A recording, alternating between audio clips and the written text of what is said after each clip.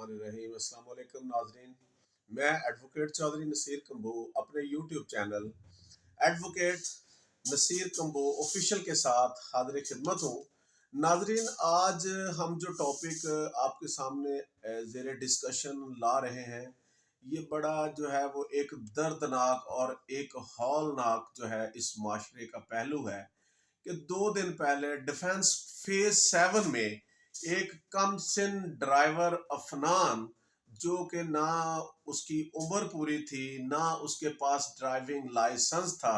और वो गाड़ी ड्राइव करते हुए इतनी स्पीड से गाड़ी ड्राइव करता आ रहा था डिफेंस फेज 7 के राउंड अबाउट के करीब कि उसने एक गाड़ी जिसमें एक फैमिली जो थी वो अपनी कोई फैमिली एंगेजमेंट के बाद जो है वो वापस घर जा रही थी, उसको इतनी जोर से लेफ्ट साइड से टक्कर मारी कि वो गाड़ी में जितने मुसाफिर थे, जिनकी तादाद 6 थी, जिसमें एक कम सिन 4 माह का बच्चा था, जिसमें 2 खवातीन थी और जिसमें 3 मर्द अफराद थे, 6 के 6 जो थे वो लुकमाए अजल जो है वो हो गए और उनकी डेथ हो गई। और इस अलमनाक और इस खौफनाक हादसे की गूंज जो है वो पूरे पाकिस्तान में सुनाई दी, और तमाम इंतज़ामिया, केयर टेकर, चीफ मिनिस्टर, हर जगह इस वाक़े का नोटिस लिया गया और बड़े बड़े दावे किए गए और बड़ी बड़ी बातें की गई। लेकिन हमारे माशरे में ये होता है कि जब कोई मामला हो जाए तो उसके 2-3 दिन बड़ी उसकी जो है वो गूंज होती है, उसके बाद चीज़ें नॉर्मलाइज हो जाती है। देखें, जिस फैमिली के 6 अफराद चले गए, ये नुकसान उनका है और सारी जिंदगी ये नुकसान उनका ही रहना है। बाकी जो वो बच्चा जिसने ये किया है, वो ये हमारे लॉज हैं उनमें इतनी फेवरें हैं कि अल्टीमेट वो वैसे ही कम सिन है और उसको कानून जो है बहुत सारी मराहत देता है, तो उसने भी जो है वो छूट जाना है, बच जाना है। तो इसलिए अब बात जो हमारी जो डिस्कशन है उसका पहलू ये है कि ये जो ऐसे वाकयात होते हैं और ऐसे वाकयात में जो टीन एजर जो होते हैं उनके हवाले गाड़ियां कर दी जाती हैं, और ये टीन एजर यूं ही नहीं देखा है कि एक तो ड्राइवर टीन एज होता है और उसके साथ जो पैसेंजर बैठे होते हैं उसके दोस्त वो भी टीन एज होते हैं। मोस्टली केसेस में ऐसा भी हुआ है, और वो फुल जो है वो जो अपना जो है मस्ती में होते हैं और उन्होंने म्यूजिक लगाया होता है, ड्रंक होते हैं, और वो इतनी ओवर स्पीडिंग से जो है देखा है न माल रोड पे या कैनाल रोड पे या फिरोजपुर रोड पे जो है वो रात को लेट नाइट जो है वो स्पीडीली ड्राइविंग जो है रैश ड्राइविंग कर रहे होते हैं। और इसकी बाबत ट्रैफिक पुलिस जो है वो वक्तन फवक्तन सदेबाब भी करती रहती है, लेकिन कोई इस तरह की जो है वो गवर्नमेंट की तरफ से, हुकूमत की तरफ से या अदारे की तरफ से एक्टिविटी नजर नहीं आई जिसकी वजह से इतना खौफ बैठ जाए इन रैश ड्राइविंग करने वाले कम सिन ड्राइवरों के दिलों में या उनके वालदैन के दिलों में कि वो इस खौफ से जो है वो कम सिन ड्राइवरों को गाड़ियां उनके हवाले ना करें। तो मैं यहाँ पे इस वाक़े के तनाज़र में कि ये जो वाक़या हो गया बहुत दर्दनाक है, और इस वाक़े से 6 कीमती जानें जो है वो चली गई हैं और एक ख़ानदान पूरे का पूरा सफ़ा हस्ती से जो है तबाह हो गया है। मेरी सजेशंस ये हैं कि आइंदा से इन वाक़यात से कैसे बचा जा सकता है। देखिए, रैश ड्राइविंग की बाबत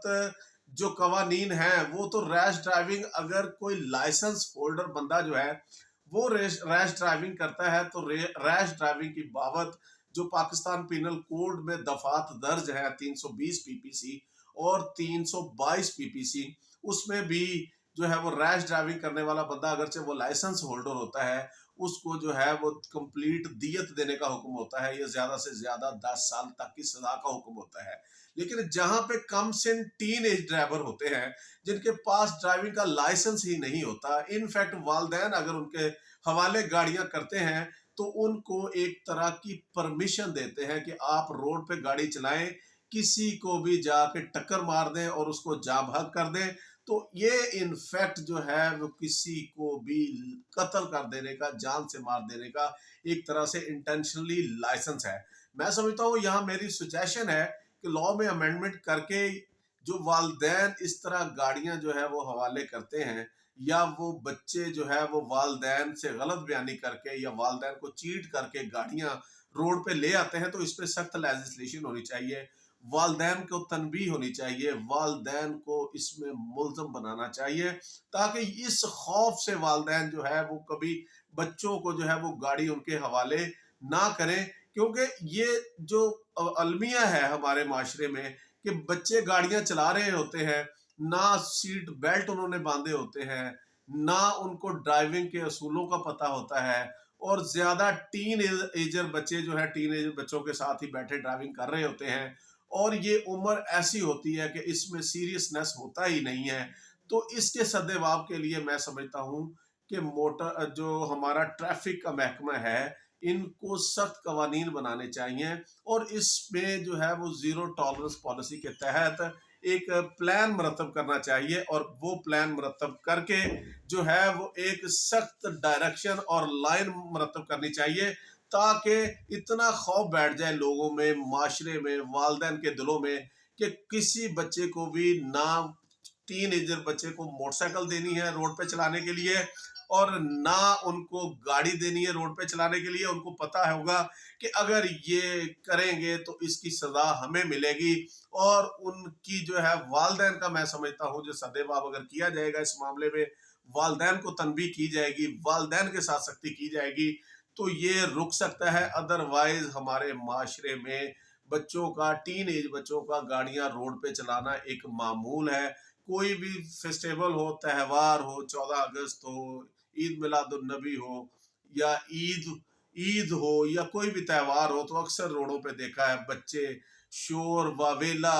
گول گپاڑا کرتے ہوئے سڑکوں پہ ڈرنک ہو کے جو ہے وہ سڑکوں پہ گاڑیاں چلاتے ہوئے اوور سپیڈنگ سے نظر آتے ہیں،